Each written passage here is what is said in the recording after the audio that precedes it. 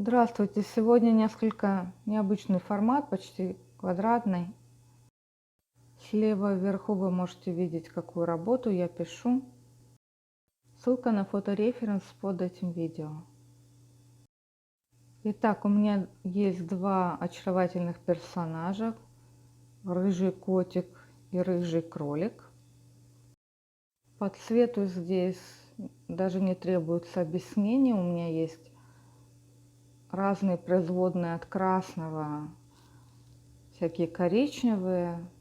Слева внизу я вам покажу, какие цвета я использую.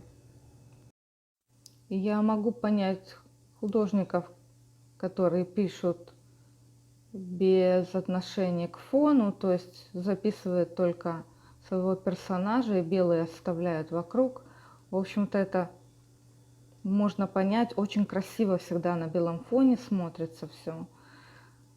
Но чтобы придать живописности, стоит все-таки писать отношения, которые складываются, которые получаются между собой у цветов, которые стоят рядом. Для этого, конечно, нужна большая практика в натюрморте, для того, чтобы понять, как взаимодействуют рядом стоящие цвета друг с другом.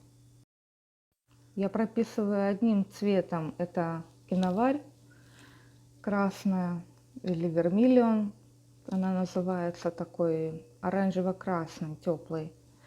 При разбелении получается бежевый, приятный.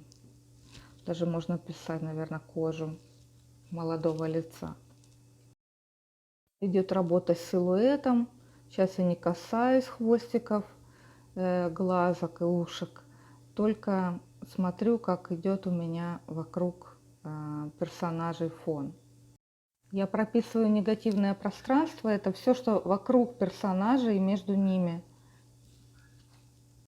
Об этом необходимо думать в течение работы, потому что уже на этом этапе я поняла, что вверху у меня мало пространства. Нога и хвостик кролика упираются прямо вот в свой потолок. Позже я это исправлю. А сейчас немножко по цветам. Смотрю, где у меня светлые части. Как обычно, двигая кисточкой, там, где много у меня слишком ярко, я пальцем вытираю. Ну и таким образом продвигаясь потихонечку по касаниям тел животных и фона. Я добавляю мазок на том месте, где у кошки хвост, и понимаю, что мне нужно такие же пятна, такого же тона цвета расставить по всей работе. Не прекращаю ни на секунду работать с рисунком. Даже когда я работаю с деталями, я все равно обращаюсь к силуэту и там к построению, допустим, головы, хвоста, и все это я прохожу постоянно и беспрерывно. Первую прописку я делала вечером под искусственным освещением, днем это немножко по-другому все смотрится. Как видите, я дополнила сверху больше пространства. Карандашами прорабатываю детали, думаю, где уши и у кролика, и у кота, где глаза. Фотореференс недостаточно объемное освещение, там прям вспышка сверху. И я решила оставить это как есть, делать работу в декоративном ключе, тем более, что у меня есть такой четкий силуэт вокруг, как в графике. Как вы знаете, в графике очень важна линия. Здесь это в помощь мне только отделить голову кота от головы кролика. На данный момент работа уже почти закончена над этим этюдом. У меня вопрос к вам. Вы видите это как графикой или как живописью? Поделитесь своими впечатлениями. Я часто не знаю, даже у меня живописный подход или графический, потому что я использую и те, и эти приемы, в зависимости от того, что мне нужно. В какой-то момент у меня появляются и серые пятна, такие светло-серые, холодные. Вот думаю, как идут уши, там полоски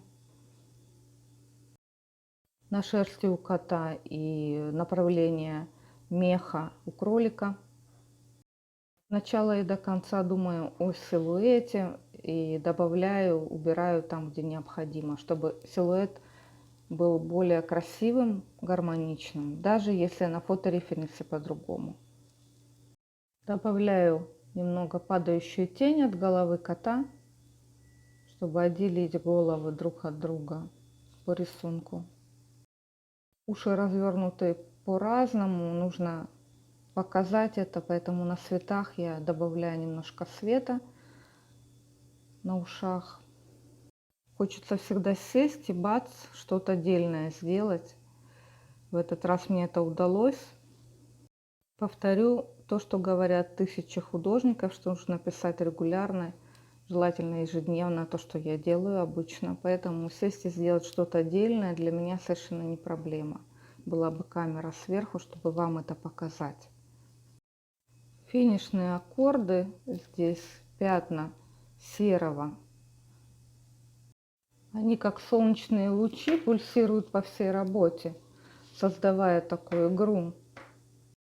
Пожалуйста, оставьте комментарий. Просто слово «спасибо» или строчка мне очень поможет в продвижении моего канала. А еще это мне дает понимание, что я делаю это не зря. Надеюсь, видео было вам полезно и интересно. Всего доброго, до свидания.